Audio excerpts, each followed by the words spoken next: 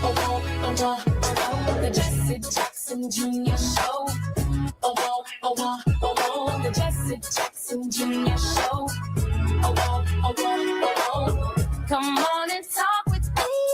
Come on and listen to me. Come on and talk with me. Come on and listen to me. KBLA, Talk 1580, download the app.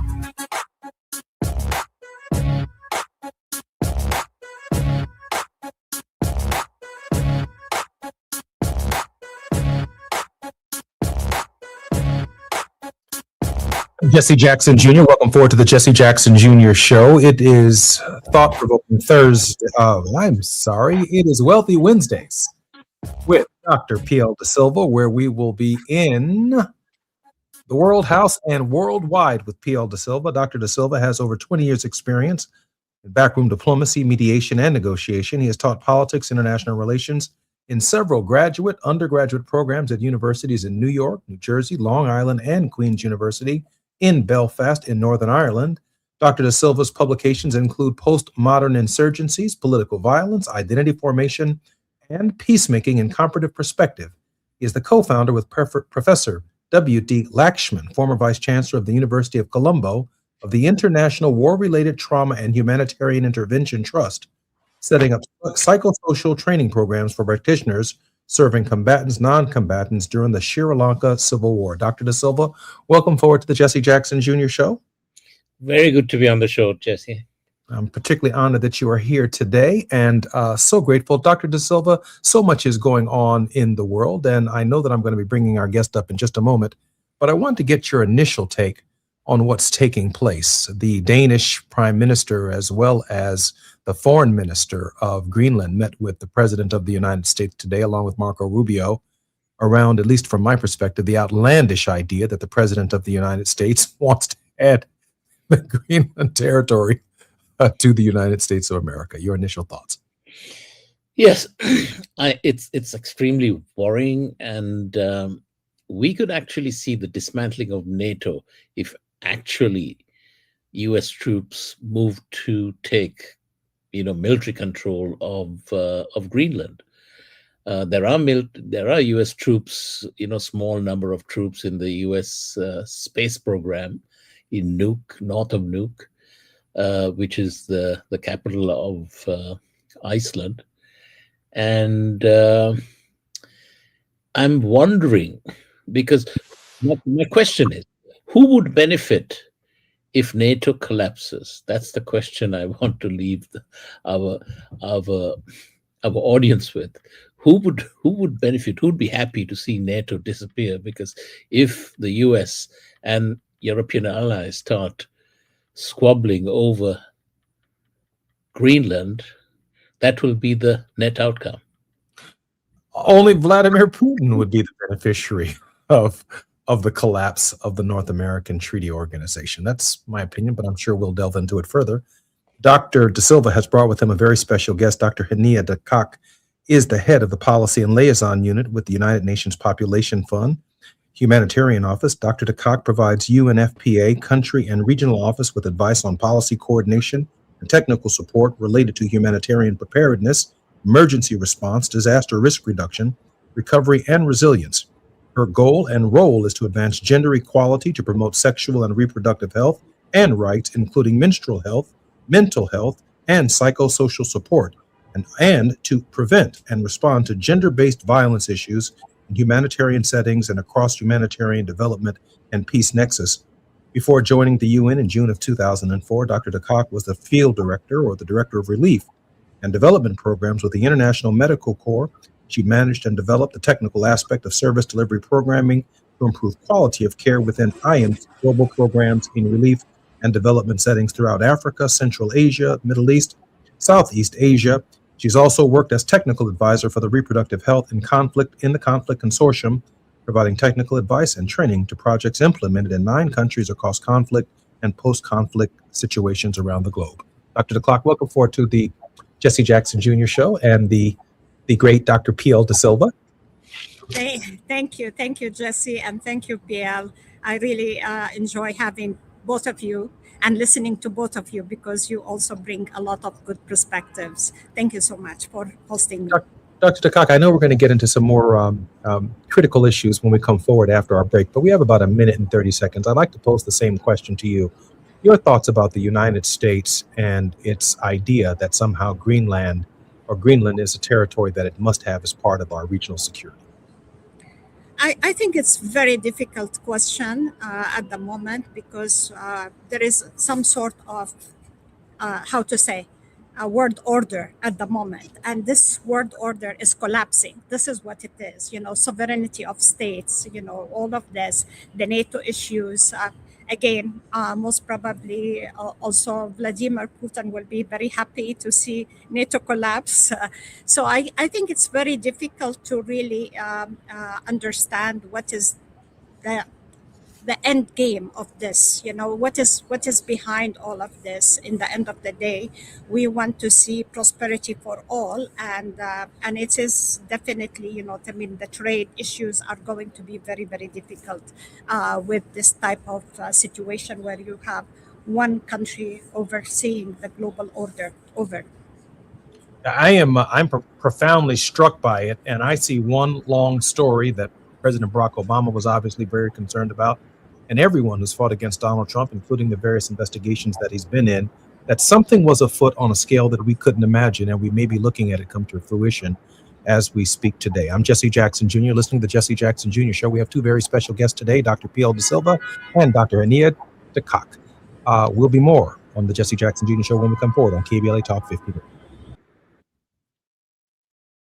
20 years in Congress, he knows how to get at the issues that matter the most to you. Every day, he takes a deep dive into politics, social justice, and the stories that shape our community. This is where prominent people unpack perplexing problems. Unfiltered, unapologetic, unmissable. You're inside the Jesse Jackson Jr. Show on KBLA Talk 1580. Are you drowning in IRS tax debt? Angela was. She called Civic Tax Relief and saved over $80,000. Felicia was having health problems, got behind on her taxes, interest and penalties were adding up. She called Civic Tax Relief and saved over $15,000. Civic Tax Relief is a professional tax negotiation firm that can protect you from the IRS. If you're getting collection letters, call Civic Tax Relief for a free consultation. They will go to work helping you discover all the relief programs you may qualify for free. James owed the IRS $37,000. Civic Tax Relief represented him against the IRS, and by the time everything was completed, he did not owe the IRS anything. If you are in trouble with the IRS, call Civic Tax Relief for your free consultation now. 800-200-2257. 800-200-2257. Get a free consultation and real tax relief. Call 800-200-2257. 800-200-2257. KBLA Talk 1580. We've got a lot to talk about. KBLA Talk 1580 reminds you that we keep us safe. Every girl deserves a chance to shine. That's the belief behind Forgiving for Living, Inc. Since 1999, this organization has been empowering at-risk girls ages 13 to 18, helping them overcome behavioral and mental health challenges. Founder Wendy Gladney's personal journey inspired the mission to give girls hope and purpose through the power of forgiveness. Through their ambassador program, workshops, and annual conference, Forgiving for Living has touched over 3,000 young lives, providing mentoring, life skills, training, and tools for building self-esteem and confidence. You can make a difference. Visit forgivingforliving.org to donate, volunteer, become a mentor, or find help for a young girl in need. Forgiving for Living, Inc., building brighter futures for young girls. Visit forgivingforliving.org today. This is a community call to action from KBLA Talk 1580.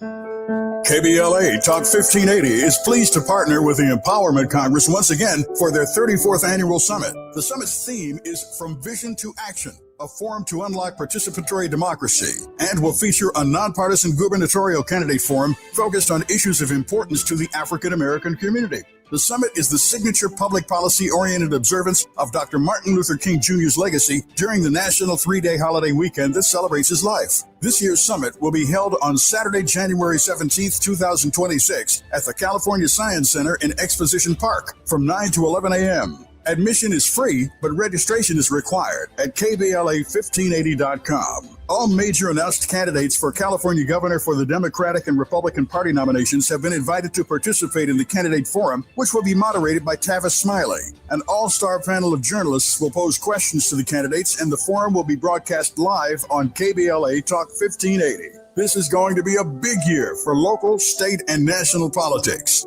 The political pulse of 2026 beats on KBLA Talk 1580. Now back to more of Jesse Jackson Jr. on KBLA Talk 1580. The Jesse Jackson Jr. Show. The Jesse Jackson Jr. Show. The Jesse Jackson Jr. Show. The Jesse Jackson Jr. Show. King Folly, drop the beat. Come on and talk with me. I'm Jesse Jackson Jr. Welcome forward to the Jesse Jackson Jr. Show on Worldwide with P.L. De Silva and our very special guest, Dr. Hania Takakuk. And I wanted to ask, let me first set the stage. The United Nations Relief and Workers Agency for Palestinian Refugees in the Near East, or better known by its acronym UNRWA, is a UN agency established in 1949 to provide humanitarian aid and development assistance to Palestinian refugees in the Middle East, supporting millions with education, healthcare, and social services in the Gaza, the West Bank, Jordan, Lebanon, and Syria, funded primarily by voluntary contributions from UN member states. What they do? They provide primary and vocational education, they deliver primary healthcare services, offer a social safety net, food assistance, and emergency support. They provide infrastructure by improving camps and essential infrastructure, and microfinance by providing small loans to refugees. And I wanted to talk with Dr. Takakuk about the practical issues facing UNRW and other UN agencies when delivering humanitarian aid and assistance in the Gaza. Dr. Takakuk, this is our longest segment, about 20 minutes. Please take your time and share with us your thoughts. Thank you, Jesse. I think UNRWA is facing a lot of challenges, especially in Gaza and the West Bank and East Jerusalem. So, as you know,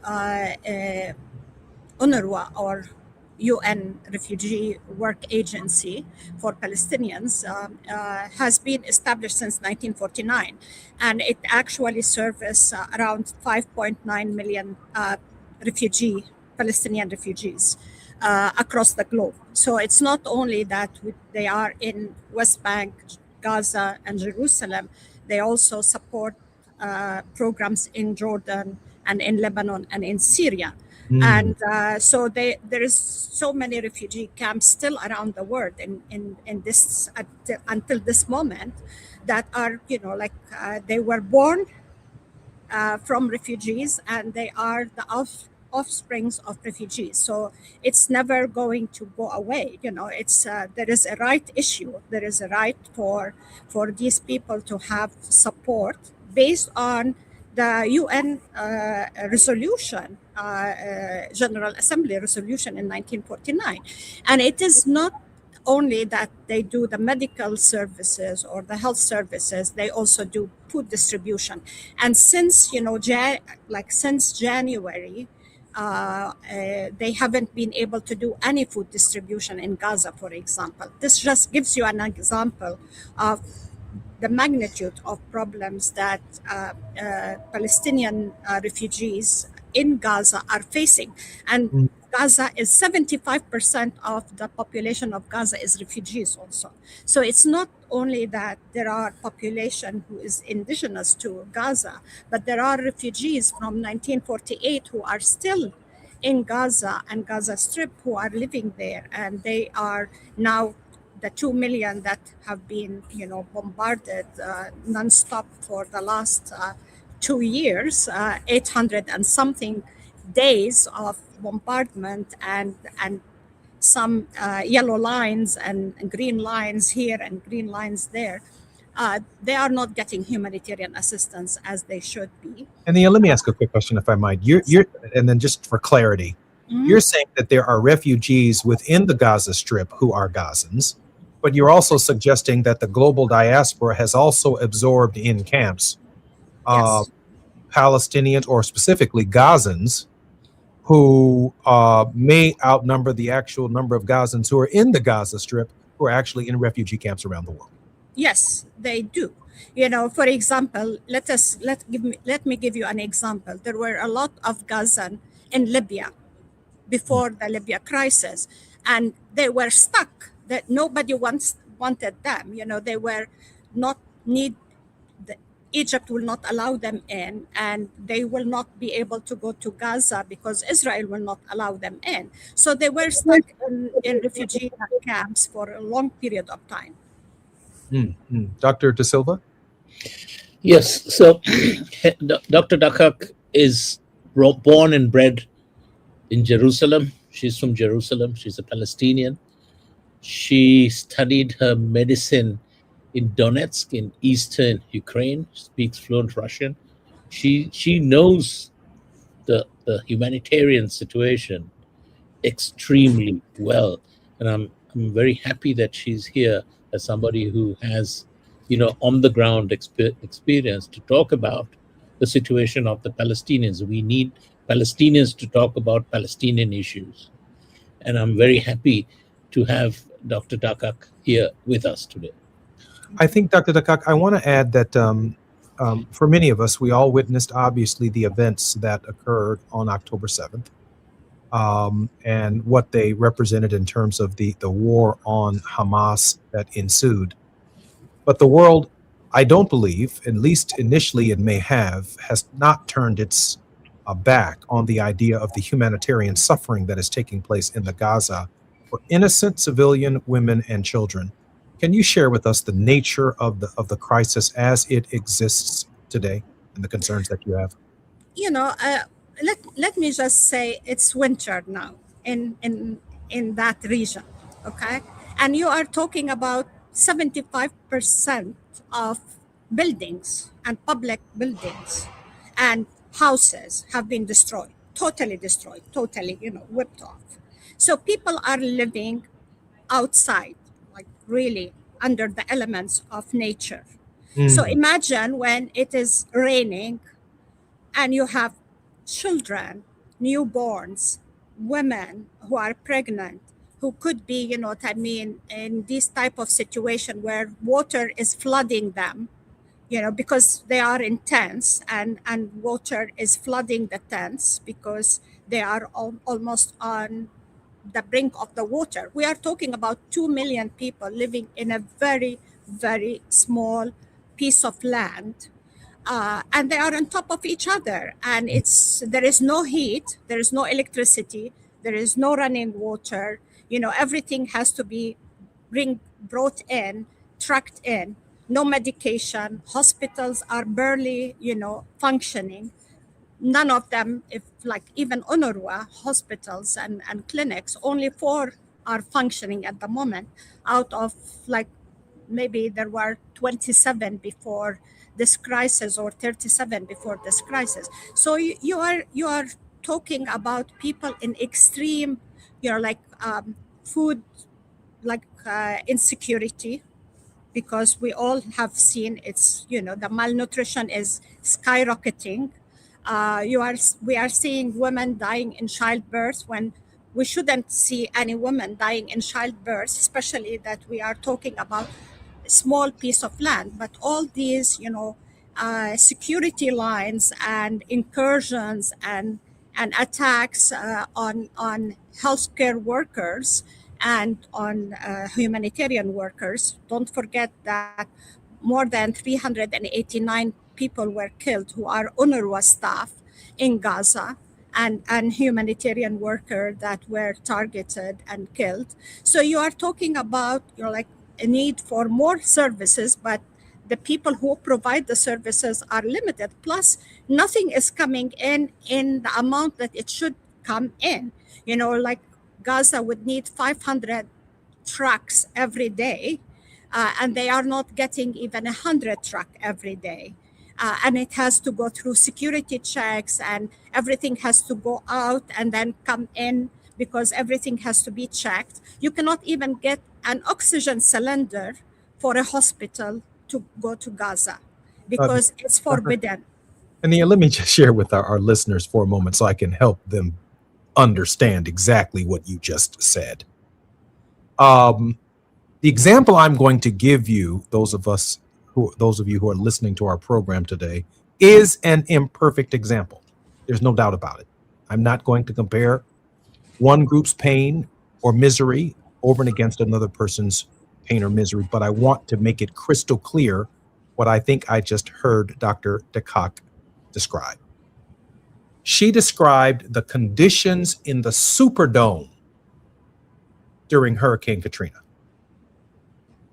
Yeah. That people are living on top of each other in the most unsanitary and unprotected of conditions, unable to get food, unable to get a cylinder for people who cannot breathe, unable to get dialysis, unable to get medical care, pregnant women, unable to get maternal care, and the government not functioning, turning its back on people in damp, humid, wet, and even cold, in the case of Katrina, hot conditions.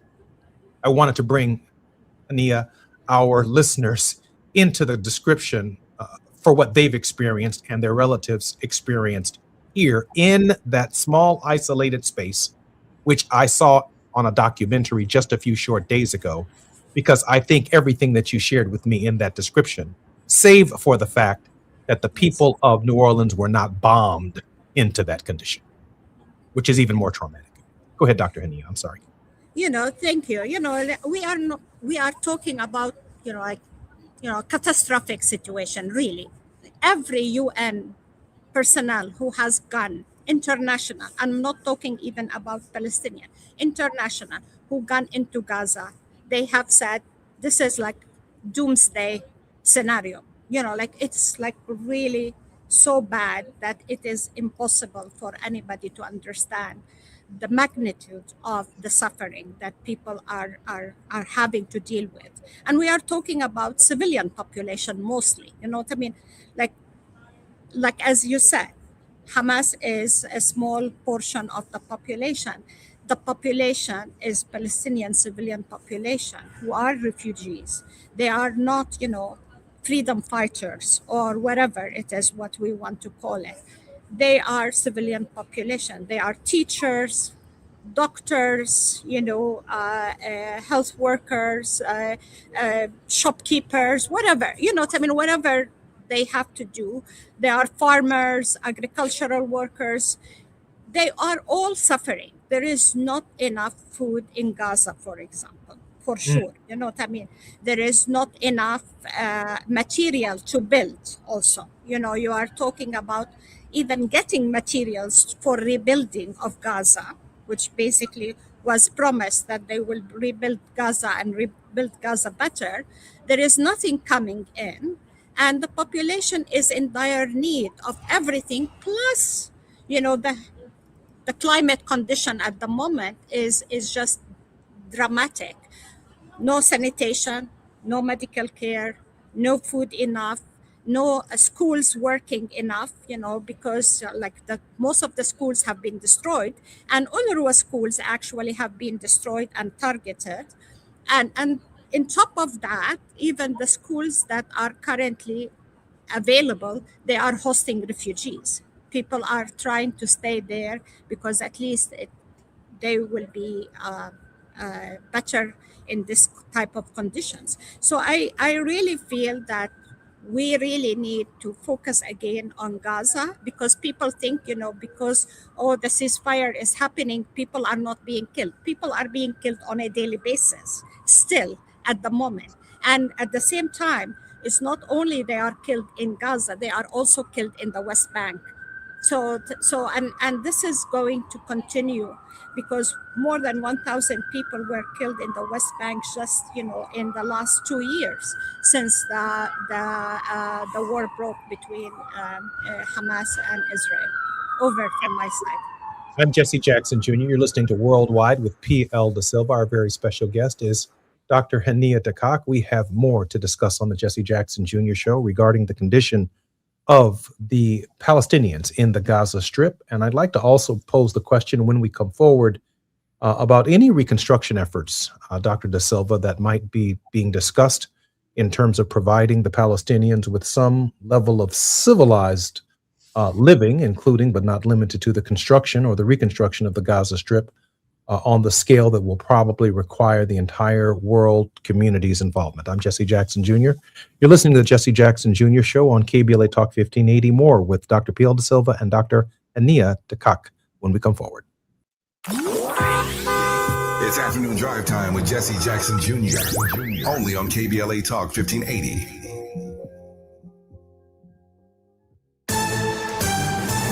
I'm Amber Payton with BIN News Now. President Trump is weighing in on the fatal ICE shooting of Renee Good, saying she may have been a, quote, wonderful person, end quote, but that her actions were pretty tough and that the video could be viewed different ways. When you look at the way that car was pulled away, there are a couple of versions of that tape that are very, very bad. A new poll shows 53% of voters say the shooting was not justified. The National Museum of African American History and Culture is opening a new exhibit Friday honoring HBCUs. The showcase features artifacts from schools including Florida A&M University and Tuskegee University, including rare footage of George Washington Carver and early works by author Margaret Walker. And civil rights pioneer Claudette Colvin has died at 86. Colvin was arrested in 1955 for refusing to give up her seat on a segregated Montgomery bus. She later became a key plaintiff in a federal case that helped end bus segregation nationwide. Get BIN News Now on demand 24/7 on the iHeartRadio app. In East LA in the 710 southbound before you get to the 5, we've got a 3-car crash blocking the left lane. It's already stop and go coming away from the 60. In Hawthorne, 105 westbound, right at the 405, they just cleared a stall over the shoulder. You've got a work zone slowing you down in Studio City on the 101 southbound between Laurel Canyon Boulevard and the 134. That right lane closed till 3:30. And in Montebello, 60 eastbound after Paramount Boulevard, that crash is cleared to the shoulder. Think It Up is an initiative to activate student-powered, teacher-led learning projects. Students and teachers, how can you spark great learning experiences in your classrooms today? Join at thinkitup.org. Is this the time? This is the KBLA Sports Minute with Ray Richardson. I'm a bad man. 2 Rams assistant coaches reportedly are the first coaches to get interview requests from the Pittsburgh Steelers. The Steelers are the 9th NFL team looking for a new head coach after Mike Tomlin announced his resignation Tuesday morning. According to ESPN's Adam Schefter, the Steelers have asked for permission to talk with Rams passing game coordinator Nate Shellhouse and defensive coordinator Chris Shula.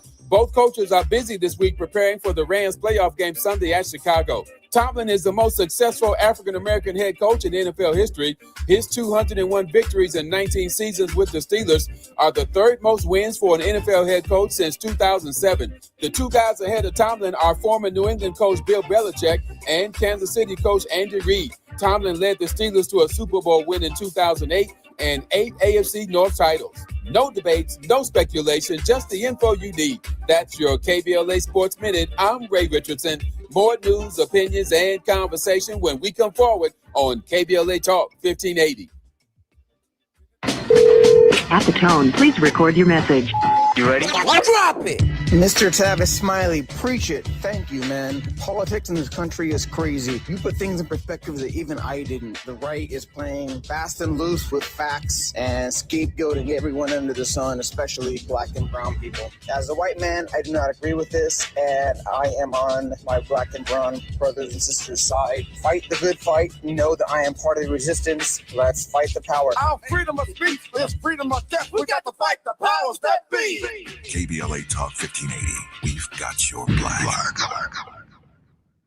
My name is Tyrone Owens, and this is my home for 23 years that burned in the fire. Me and my wife, Charlene, we had this whole yard decorated every year. This was the house that sparkled throughout the entire neighborhood on all the holidays. It's a community that will never be the same due to the negligence of the utility company. So I am pretty upset about that. We were nowhere near being able to rebuild with our insurance. It's going to cost $1 million to put your house back up. I want to get back to that point where we were before the fire. I'm starting to get emotional, but I'll work through it. LA Fire Justice has been wonderful for us. They're just caring people. We have all faith in them. Big ups to LA Fire Justice, who's given us hope to rebuild 100%. Advertisement. Douglas Boxer, 221 East Walnut Street, Suite 100, Pasadena, California, 91101 is the attorney responsible for this ad. LA Fire Justice is proud to sponsor Conversation Live, Altadena Rising with James Farr on KBLA Talk 1580. KBLA Talk 1580. We've got a lot to talk about. KBLA Talk 1580, connecting you with services and solutions. The Autopsy Initiative provides a second autopsy free of charge for victims' families who have lost their loved ones due to a police-related death. The services offered through the initiative include the completion of a second autopsy, disclosure of preliminary findings, and a final autopsy report. A police-related death is when an individual is harmed by police officers using deadly force, which results in an individual's death. Police-related death includes in-custody deaths, including those that arise during contact with law enforcement officers during arrest, pursuit, booking, transport, or incarceration. The Autopsy Initiative has a team of board-certified pathologists on call. An autopsy request may be completed by anyone with a close relationship with the victim, which may include the victim's spouse, partner, relative, close friend, or lawyer. To request a free second autopsy for a victim of police violence, please visit knowyourrightscamp.com. That's knowyourrightscamp.com. Then click on Autopsy, then click on Request. At KBLA, we believe in justice for victims of police violence. We say their names, and we don't black down. This is a community call to action from KBLA Talk 1580.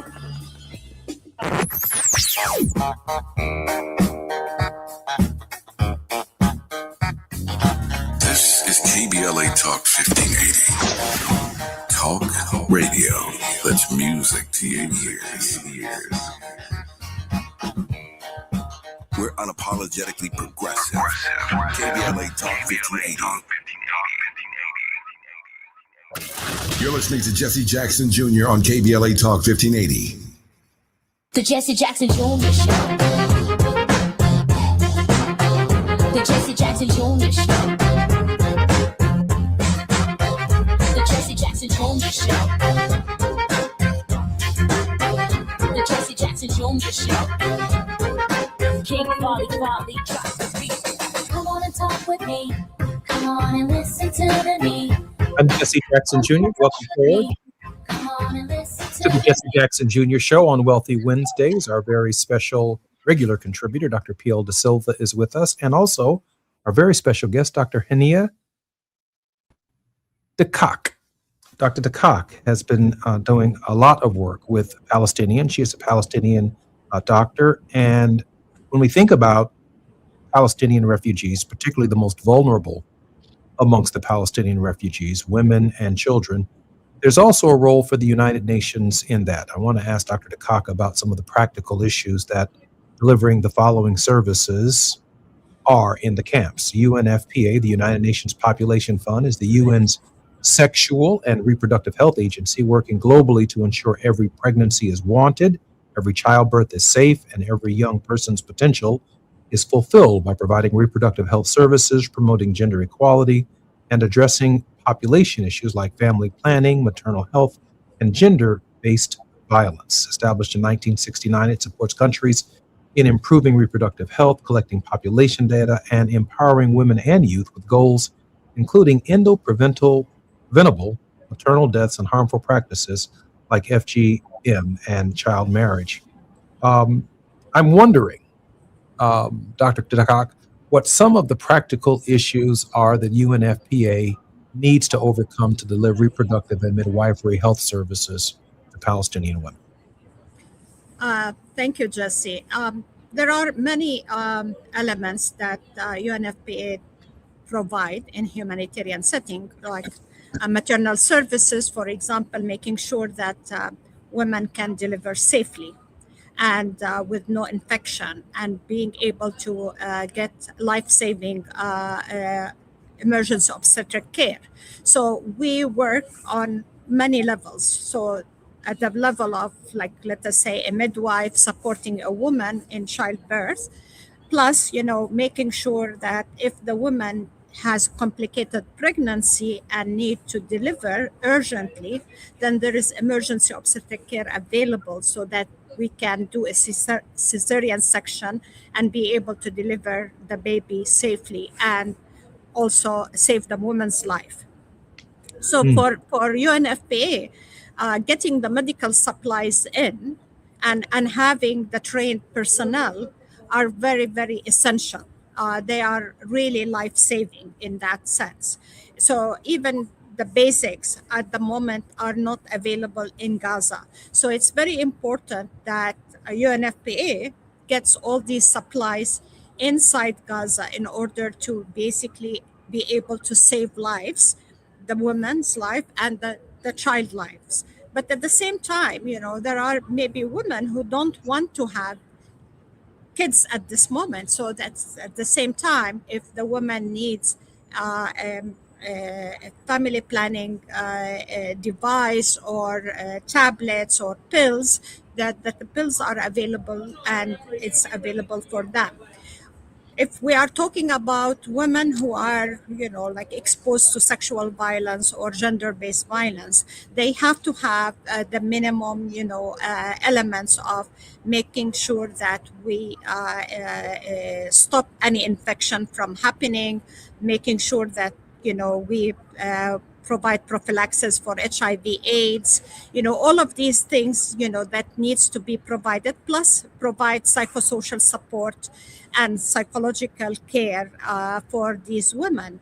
And this process is not going to be 1 day, 2 days, or one time. It has to be continuous for a period of time in order to ensure that these women have the care they need. So definitely we support medical doctors, health professionals, personnel, midwives, nurses, in order to do their work. We support mobile health teams. At the moment, as you know, all the health facilities have been destroyed or, totally functioning at the moment. So we are doing mobile teams that goes out and support the women and really provide maternal health and newborn health. Because also, look, don't forget that a lot of the newborns need attention also, because otherwise they will die from, currently because of the weather, they will die from hypothermia, from something which basically should not happen in this time and age, that we have children dying from hypothermia, or because they got an infection and they have tetanus or something like that.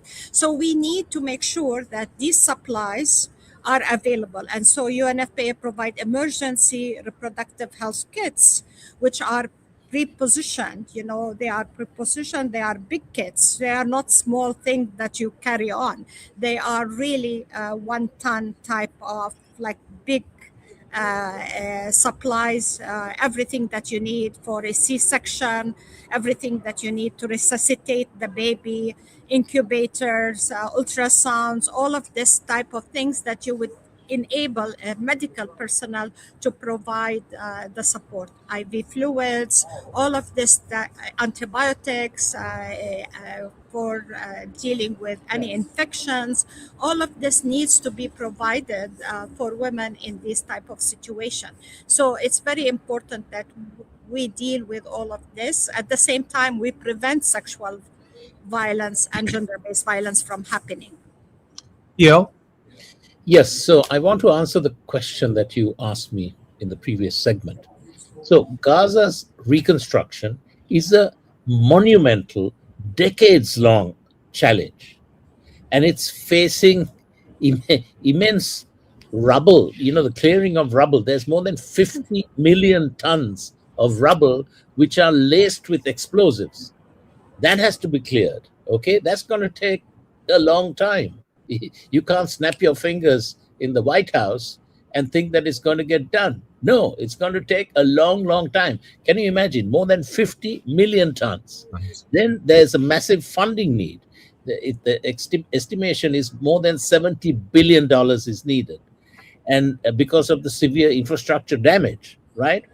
And the restricted aid access, which Dr. Henia was talking about, and the political instability caused by the Israelis, with urgent need, as she said, for shelter, food, water, sanitation, and medical care. So these are the hurdles that need to be overcome. Also, security concerns for Palestinians who are getting killed every day, despite the so-called ceasefire, and governance issues. Who's going to take over and run Gaza? These are critical issues that need to be taken into account. And we have to start, initially, the massive debris removal and the temporary housing that's needed. Okay, and these are the immediate focus. And then the long-term rebuilding faces major roadblocks and debates put forward by the Israelis and an unhelpful Trump administration. So if you look at the housing crisis, over 60% of housing is destroyed and beyond repair. It has displaced nearly 2 million people into inadequate tents and shelters. And this is according to a RAND report, the IRC, International Rescue Committee, and Dr. Henia Dakak, who has been on the ground. The rubble, as I said, is millions of tons of debris laced with unexploded ordnance. It must be cleared, a process that alone could take years. And that is said by the Brookings Institute and UN sources, right? And then the infrastructure collapse, the critical systems for water, sanitation, electricity, healthcare, and education, that needs to be rebuilt. Yeah. So it's just terrible. It's horrendous what the Palestinians have been subjected. We're going to pick back up on this when we come forward. I'm Jesse Jackson Jr. You're listening to the Jesse Jackson Jr. Show on KBLA Talk 1580. More when we come forward on KBLA. While you're stuck in traffic, we can at least bring you up to speed on the news of the day. You're listening to Jesse Jackson Jr. only on KBLA Talk 1580.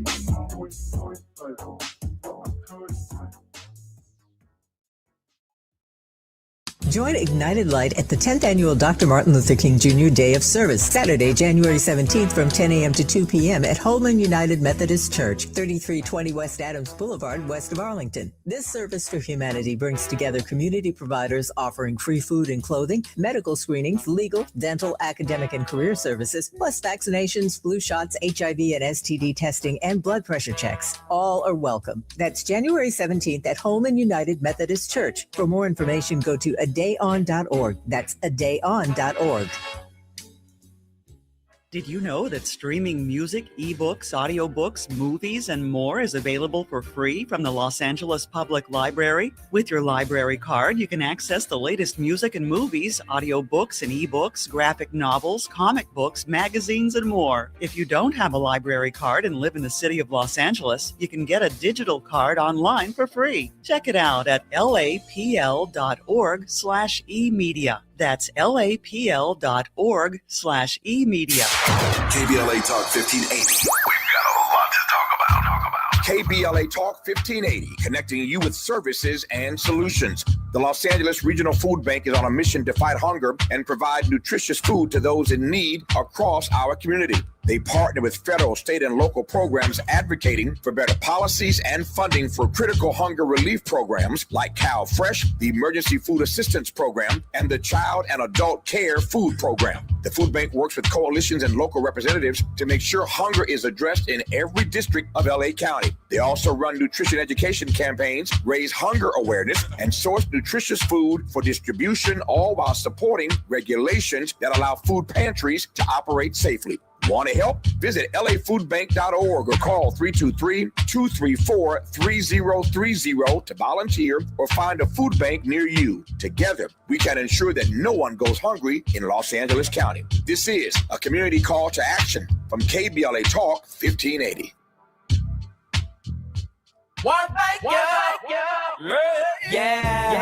The California Crusader newspaper would like to thank all of our subscribers for their support throughout the years, proudly serving the South Los Angeles and South Bay areas for more than 40 years. The California Crusader is a multicultural, Black-owned, adjudicated newspaper that focuses on providing newsworthy information to the people in our community. We're constantly looking for ways to assist businesses in our community to connect with our subscribers. We provide low-cost, effective ways to promote your business with our reasonable and affordable advertising rates. You can participate by suggesting, sharing, and submitting your stories on the California Crusader newspaper Community Share Facebook group page, or visit our website at cal-cruise-news.com. That's calcruisenews.com. Then click on the Submit Now button located on the top right corner of the homepage, or text CCN to 42828. Again, text CCN to 42828. The California Crusader newspaper, working together to build a better community for our future. Subscribe today. Now back to more of Jesse Jackson Jr. on KBLA Talk 1580. The Jesse Jackson Jr. Show. The Jesse Jackson Jr. Show. The Jesse Jackson Jr. Show. Jesse Jackson Jr. Welcome forward to the Jesse Jackson Jr. Show on KBLA Talk 1580. This is Worldwide with P.L. Da Silva. Dr. P.L. Da Silva is a scholar, a operative within various backroom diplomatic relationships across the entire globe, resolving conflict, bringing people together, and doing the necessary legwork that oftentimes people don't get credit for. I'm particularly honored on this particular session of our show that Dr. Hania DeCock, one of his close and dear friends, is with us on the Jesse Jackson Jr. Show. Dr. Da Silva and Dr. DeCock, welcome forward to the Jesse Jackson Jr. Show. Thank you. Thank you, Jesse. Thank you. Jesse, I'd like to say something here. You were saying something about Reconstruction. You were finishing your Reconstruction. That's right. So I want to give you a sense of the time frame, right? Experts in Reconstruction are predicting that it could take over 80 years in total. So between 16 to 80 years. That's the time frame for Reconstruction. 80 years? You and I will be dead and gone by then. 16 to 80 years. I plan to be here, PL. I'm telling you, that's how long it's going to take. And if you look at the cost, it's suggested that it's 70 billion and 15 billion is just for housing. And the immediate stuff that needs to do is to remove the debris, okay? Give cash for work for people, right? Because they have no money. And establish temporary housing, they require stability and cooperation. The long-term vision is, as I said, 16 to 80 years. And that is the scenario that we have faced. That's the terrible cruelty that has been done to the Palestinian people, the original people in Palestine. You know, in this moment, I'm thinking that given what Jared Kushner has said and what the president has spoken to on occasion, it's clear increasingly, PL, that this was deliberate, that the destruction of infrastructure for the Palestinian people was to essentially annex the Gaza into the state of Israel. Yes, and relocate the Palestinians altogether. Your thoughts on that extreme example?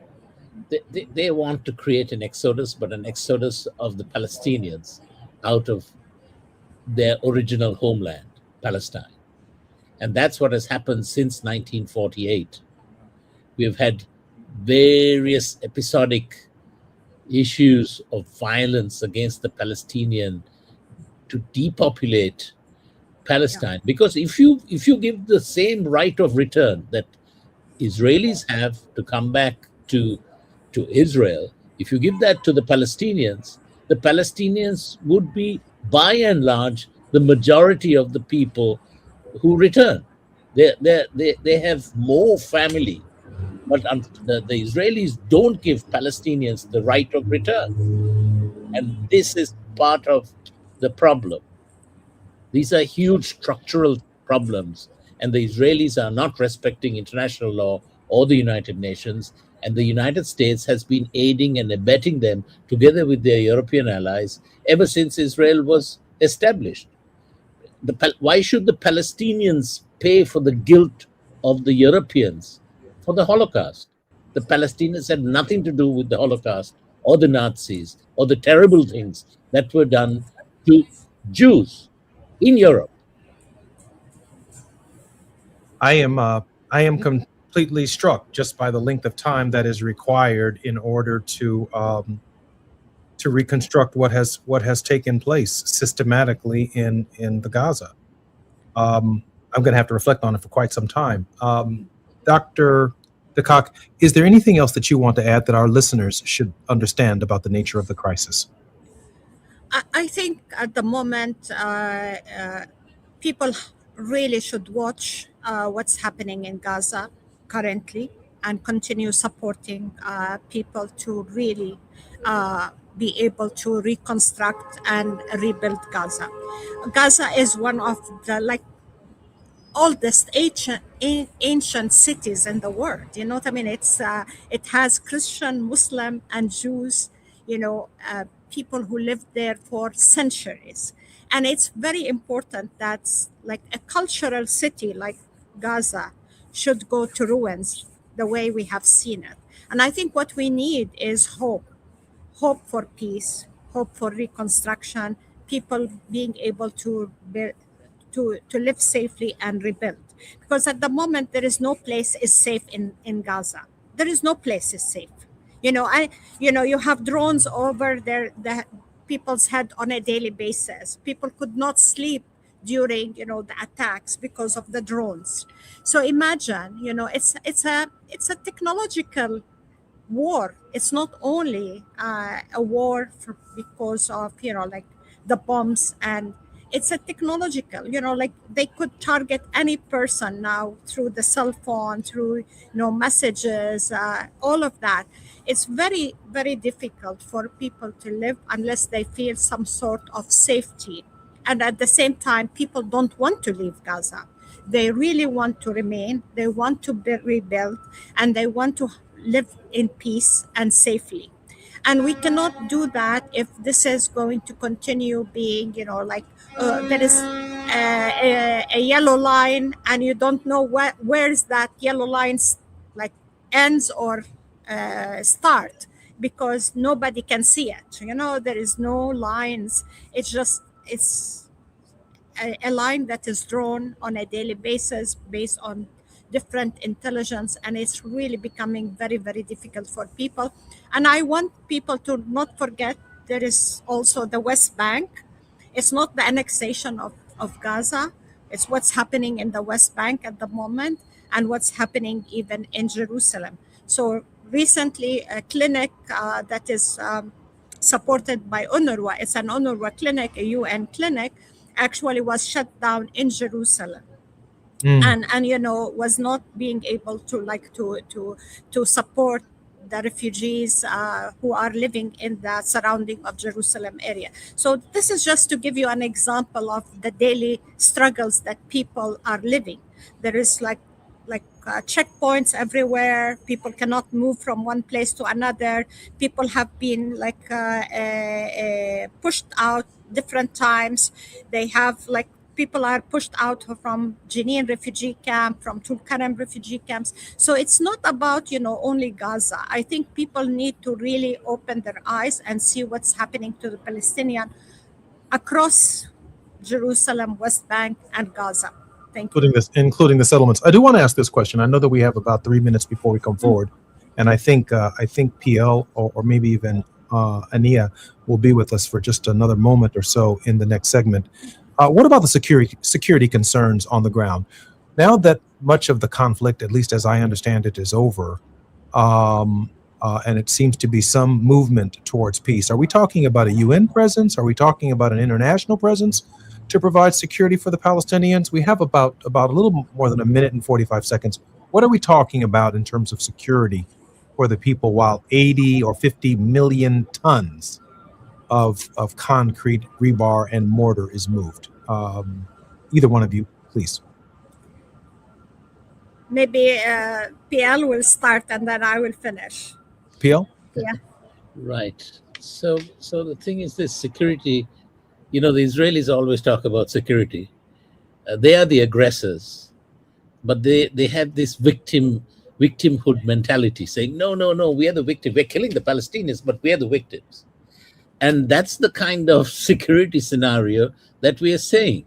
And nobody from the noble United States or the Western countries, apart from, say, Spain and a few others, are saying anything to call this into question. Where is the safety and the security? The United Nations was built on the ashes of World War II to provide peace and security for peoples across the world so that we will not go into a situation that we saw during World War II, where people were simply slaughtered by the Nazis and the fascists in Italy. So that is the fulcrum of all of this. Who is going to guarantee peace, safety, and security for the Palestinian peoples?